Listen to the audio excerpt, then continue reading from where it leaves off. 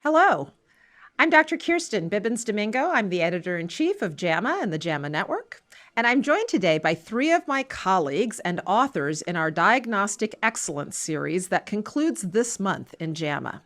Over the past year, JAMA has published more than 20 scholarly articles on the subject of how we make diagnoses now and in the future across a range of specific focus areas. These articles centered on the theme of diagnostic excellence. That is, the optimal process to attain an accurate and precise explanation of a patient's condition. The optimal diagnostic process would be timely, cost-effective, convenient, and understandable to the patient. And an accurate and precise diagnosis is important because it leads to better choices and treatments. My colleagues today are each authors in this series, and we wanted to bring them together to talk about why this subject is important and what's new on the horizon. Dr. Harvey Fineberg from the Gordon and Betty Moore Foundation kicked off the series in October 2021 and wrote the concluding viewpoint with his co-authors Susan Song and Tommy Wang on the future of diagnostic excellence. Dr. Urmimala Sarkar from the University of California, San Francisco, wrote with me about issues related to diagnosis and health equity with a focus on cardiovascular disease. And Dr. Jonathan Chen from Stanford University wrote with his co-authors, Drs. Dhaliwal and Yang, about artificial intelligence and tools to augment diagnostic excellence. Thank you all for joining me today. I'm going to start with Dr. Fineberg, who started off our series, to talk about why this is an issue that's important. As clinicians, we know diagnosis is important. What prompted this specific view on diagnostic excellence? Well, thank you so much for this opportunity to join with our eminent colleagues and talk about a subject that is so critical to successful care of patients, namely diagnostic excellence. The reason that diagnosis matters is obvious to every doctor and patient. You need to know what is wrong in order to know how to make it right. The motivation for this series, in part, is about how often we fall short in making a timely, accurate, and useful diagnosis. In fact, when patients have been asked about errors that they have experienced, more than half of the reported errors are shortcomings in diagnosis, the lack of a timely, accurate, and useful diagnosis. So that was a big motive for taking a series on diagnostic excellence. What are some of the reasons we don't get there? We all went to medical school. We learned about making diagnoses. We do CME. We try to keep up to date. What are the areas in which we fall short?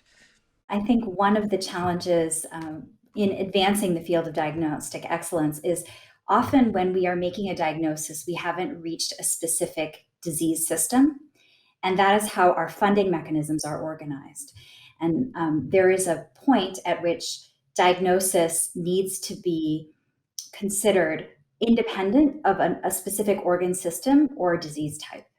So we're starting off with an area that's unknown, and we're trying to hone in on across multiple possibilities, and yet we tend to study within organ systems. I would say the problem begins with access to care. If you don't get access to care in the right way with the right team taking care of you, you may not get the right diagnosis. In fact, you may not get any diagnosis. And then on the second side, there are the complications of or limitations of any one of us as human beings, as thinkers, as cognitive beings, the shortcomings in the way doctors or everyone else thinks about decisions and making inferences from evidence. So we know a lot about those cognitive limitations, and indeed that was part of what was written about in the series on diagnostic excellence. And then there are, of course, technical limitations in what it is possible to discern in what time. If I can echo some of that, I think sort of the scarcest resource in the healthcare system is access to a competent professional expert who can make these kinds of diagnostic and other decision making. And in part, that's because we've had amazing advances in scientists. We can literally diagnose thousands of diseases and conditions, use thousands of different diagnostic tests. But how do you use that? The reality is no one person can assimilate that all without some kind of consistent support system. And it just opens up the problems and pathways. But how do we have a systematic approach to a very challenging, wide scoping issue? And then I don't know if we want to necessarily get into it, but also the incentives within our healthcare system are very awkward to drive diagnosis as a priority. So you talked first, I just want to underscore some of these points. You talked first about sometimes the technology might be there to make a diagnosis, but for any one clinician to keep track or stay up to date on all of the wealth of possibilities can be challenging. And then you just talked about the reimbursement and the incentives there. What were you talking about there? The very strange thing, we're still largely in a fee-for-service world. I get paid to make a diagnosis, whether I'm right or wrong. And if I made the wrong one, you know what? I'll get paid to treat your complication of the misdiagnosis as well. So as doctors, we are inherently motivated to do this right, but it's just strange how the system doesn't necessarily drive us and support us in the way to do the things we need to do for all the down patient care that we're trying to achieve. When you ask clinicians what they feel would support timely and accurate diagnosis, one of the top answers that I have seen in my prior studies on the topic is continuity. Physicians strongly believe that if they know their patients, they are more able to make a timely and accurate diagnosis. We've all had the experience. I know as a primary care physician, I've had the experience of knowing when someone is not acting like themselves. And that is something that is not very well supported in our current payment system. And then the amount of time that we can spend with patients. This is often also a limiter in the ability to make an accurate and timely diagnosis. So these are some of the challenges, and we launched then many articles addressing some of the specific themes here. I want to turn to Dr. Sarkar, who wrote about issues of equity. And she focused on cardiovascular disease diagnoses. And I want you to talk a little bit about how you thought about organizing with an equity lens the challenges we just talked about in diagnostic excellence. I think there are both, when we think about equity, we think about structures and we think about individuals. And so if we start with the structures of care, I hope that we can take it as a premise that the structures of care are deeply inequitable in this country. And cardiovascular diseases is a good place to make this case because they're common and consequential, right? But I want to just start by saying that this is pervasive throughout diagnosis, and I don't think we'll ever get to diagnostic excellence unless we get to health equity. And I'm thinking of cardiovascular disease as a case study. So if we think about structural determinants, we can think about physical location, where people are. And in neighborhoods that are of lower socioeconomic status, where there may be disproportionate numbers of people of color, we're seeing longer ambulance times, more distance to tertiary care centers in many cases. And so just structural challenges with people getting the right care at the right time because they cannot access it. Then if we think more on the individual level, who has access to primary care, right? Do you even have a doctor you can call if you're having chest pain or a stroke symptom? And there's obviously inequitable access to primary care there, or to care in general. So access is a huge site of inequity.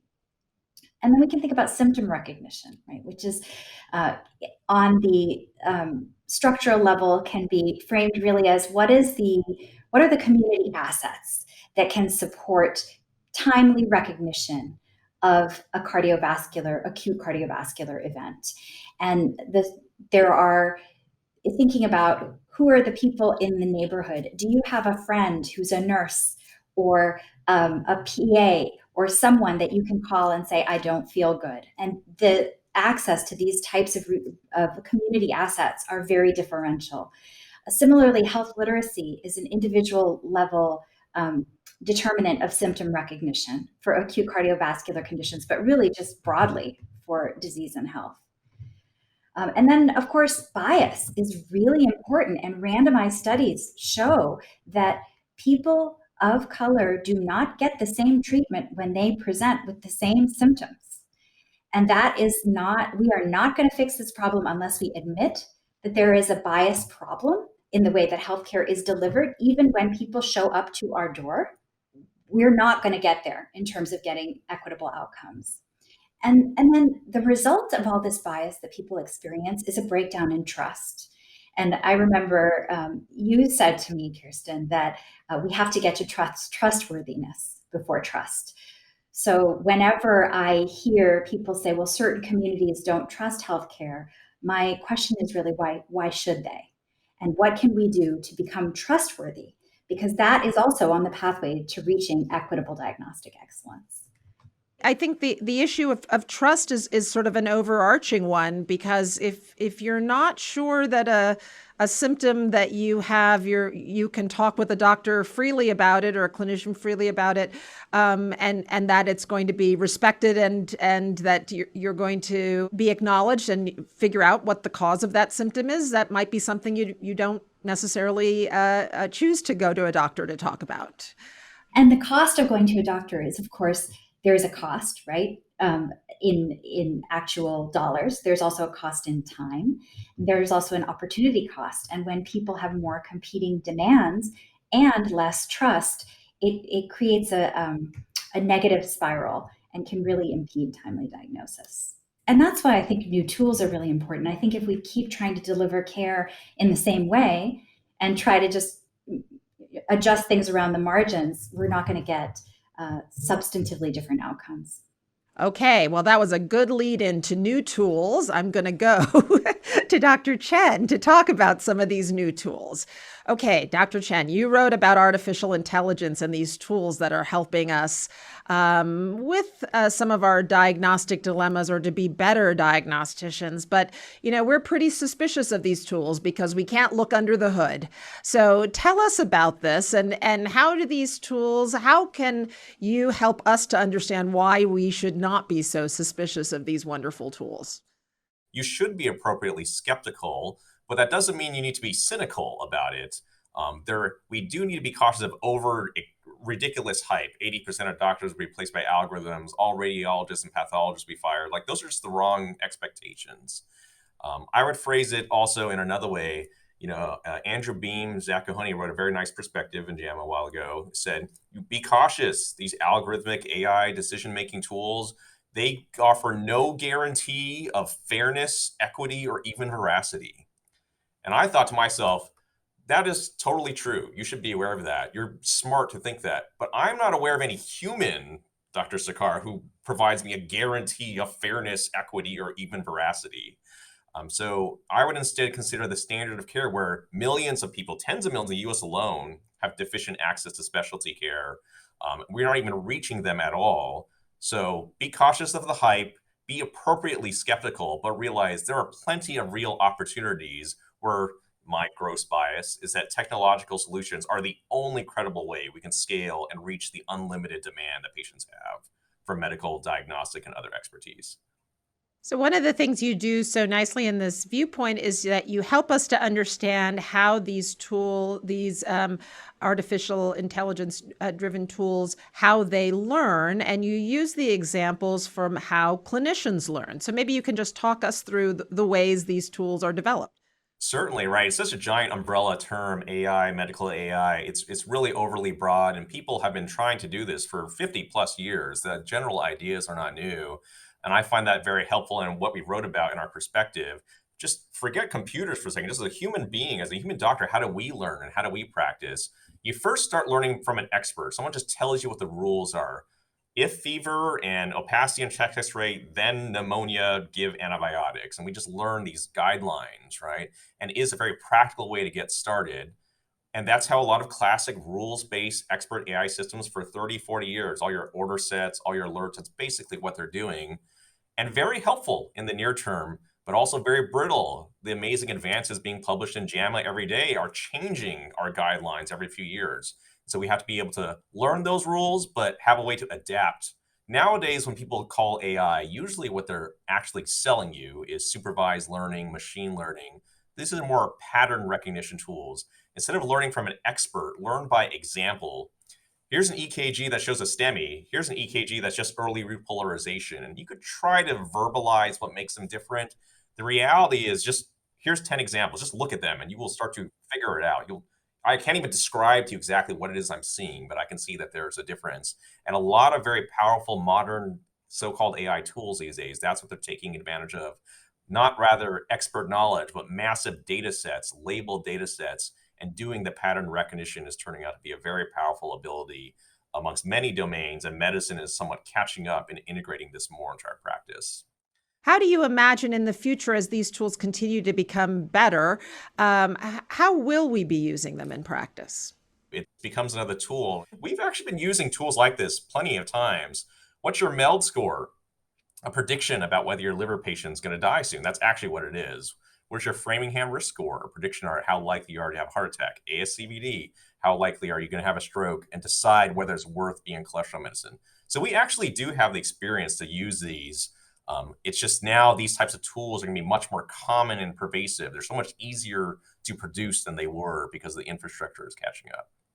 So in some ways, one of the things you write in your viewpoint is that it really ideally frees up the physician to talk about what they're uniquely poised to do, to take a good history, to explain uncertainty to patients and to understand uncertainty, and to think about the context, which is ultimately important. And it seems like for right now, we still will rely maybe on the computers to help with our diagnostic excellence. But still, we're not going to replace physicians right away or any type of clinician. Anytime soon. There's a famous quote from, I believe, Warner Slack from the 60s, like, any doctor who can be replaced by a computer should be. And the point of that is to emphasize a good doctor, a good teacher cannot be replaced by a computer. A computer is a very effective calculator, but that is very different from being a good thinker, right? And specifically getting a good history, counseling your patient, eliciting their values, right? That's something a computer statistic can never tell you. Would you rather live for one more year healthy or live for 5 more years disabled? No one can tell you what that answer to that question is. That's very personalized.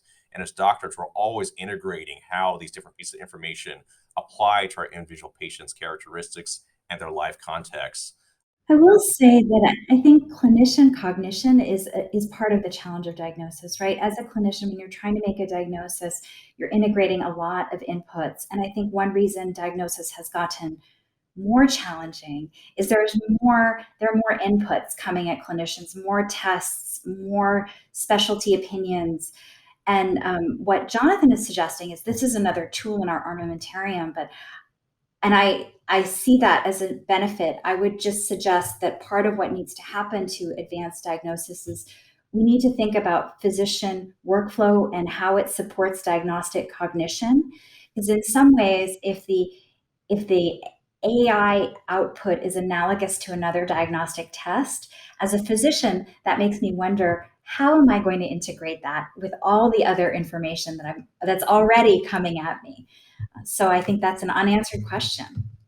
One of the potential contributions of machine learning and artificial intelligence is not only about reaching the diagnosis, but helping the process of making clearer decisions along the way of how to reach the correct diagnosis. So embedded within this tool is an added complication, but perhaps also an added aid to solving that complication. If I can follow up on that, in fact, we had another one of our pieces with Professor Adler Milstein and Dr. Dollywell about diagnostic wayfinding, and where I think to myself, as a doctor, how often have I said, I wish a computer would tell me the ICD-10 code for this patient. I can't think of any time that's what I needed to take care of a patient. Instead, it was just, what's the next step? Given what I know so far, is it a blood test? Is it a CT scan? Is it an antibody? That actually is, that process is such the key diagnostic really process to kind of help patients. It's not coming up with a label. It's how do you get there? And a lot of these systems can benefit that way, but I think it's meeting the minds of the clinical and the engineering practitioners to realize what each other needs versus guessing what the others are really going to benefit from. Yeah, that really resonates for me, the diagnostic wayfinding and sort of making a little bit more explicit because some of these processes can be long and meandering and figuring out ways to make us more confident as clinicians in the next step. I think that will resonate for most people. Certainly does for me. Dr. Fineberg, so your concluding piece on this series is about the future of diagnostic excellence, and you point us to a number of themes, whether we like it or not, that we as clinicians are going to be living with for the future. And talk to us a little bit about that. Well, this is a bit speculative, it's true, but everything that we wrote about in this final piece actually already have the seeds planted in what we're seeing now. For example, we've talked about how important continuity is in interpreting what's going on with the patient, knowing and seeing them over time. And one of the trends that we highlighted in this concluding piece, looking ahead, is a movement away from episodic, symptom-driven testing to more nearly continuous monitoring of important indicators in a patient of their state of health. This is going to come from technologies that we wear, technologies maybe we've ingested. It's going to be a way of gathering evidence in a much more continuous way as part of everyday living, not only just when we are visiting a clinic.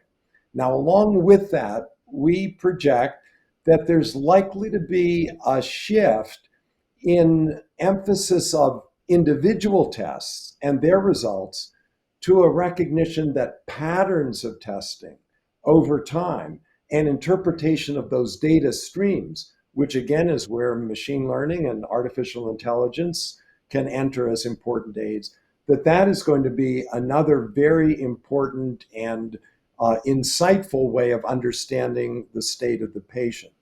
And this in turn leads to a different way of thinking about what is an abnormal result.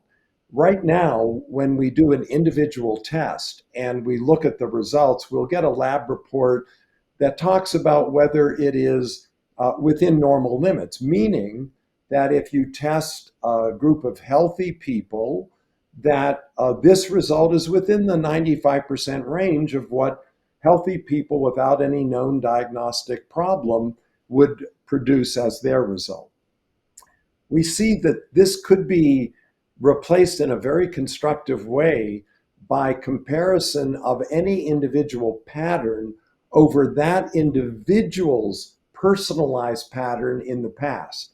So that what represents abnormal for you conceivably could still be within normal limits of a population, but for you and your history, it's indicating something is a little bit different or starting to change in your physiology. And so that shifting of what we recognize as abnormal is another potential important future refinement.